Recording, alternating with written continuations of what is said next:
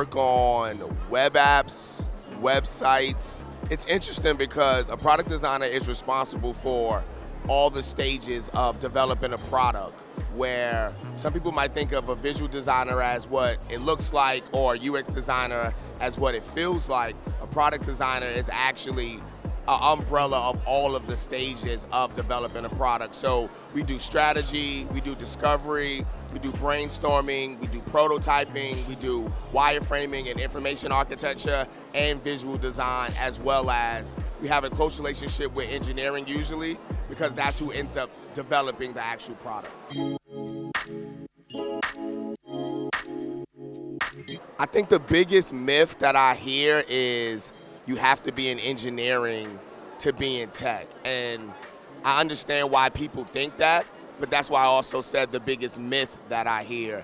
Tech is so big, there's so many layers, that engineering is honestly just one slice of the pie. That's who's responsible for building a product, but you got the marketing team, you got the advertising team, you got UX writers, you got content strategists, you got designers, you got data scientists, you got product managers, project managers, design leads. There's so many different lanes in tech that if more people knew that there was other positions besides for engineering and tech, I think you would see a lot more people of color in tech.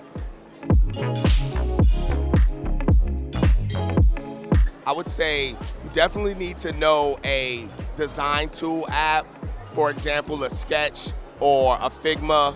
You definitely need to know about data as far as quantitative versus qualitative. You definitely need to understand apps. And I would tell everybody a skill that they can learn on their own is to take out their phone and play with some of the apps that's on their phone and judge the app, what you like about the app, what you don't like about the app. And after you do that little app review with yourself, see what part of that process stood out to you, and that's a lane that you might be able to follow into product design because that's what you're interested in. So there's a lot of design tools you can learn, there's a lot of books and methodologies you can read, but there's a lot of social media places you can go to get inspiration and follow leaders in the industry. So I would say start with a design tool, but also a lot of research. No, I don't think there's a threshold of when somebody can actually not be called a designer. You know what I mean? So you don't become a designer once you get a degree. You would go to college for design if there was something super specific that you wanted to study. Can you go to a boot camp? Yes. But I also think you can become a self-taught designer like I did. I just spent every second that I could learning this software. And as I did that, I grew and I understand and I learned more about becoming a designer and what it takes to be a designer. So I'm all for four-year colleges, but I'm also for online education. I work at an online ed company, Coursera, but I also believe in somebody spending the time to use the resources that's available through social media or Medium or Twitter or LinkedIn. So no, I do not think you need to go to college to become a designer.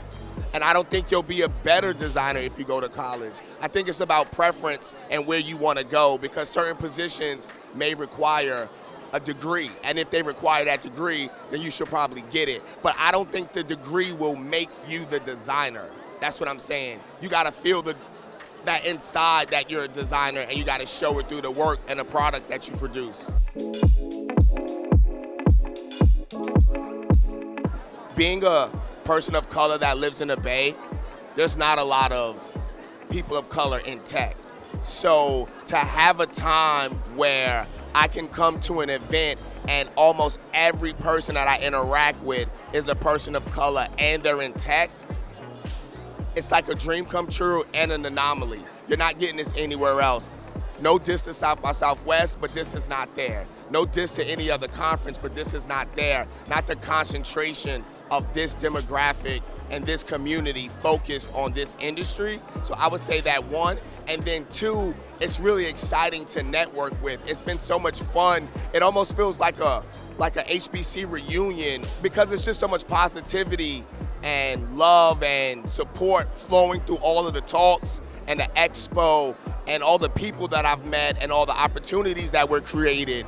So, I mean, I really believe in Afrotech, and I think in 2 to 5 years, there'll be like 50 to 60,000 people here because the word is gonna spread. You can see how the numbers are growing now, and it's just gonna only get better because the black community needs Afrotech, and it's here to stay.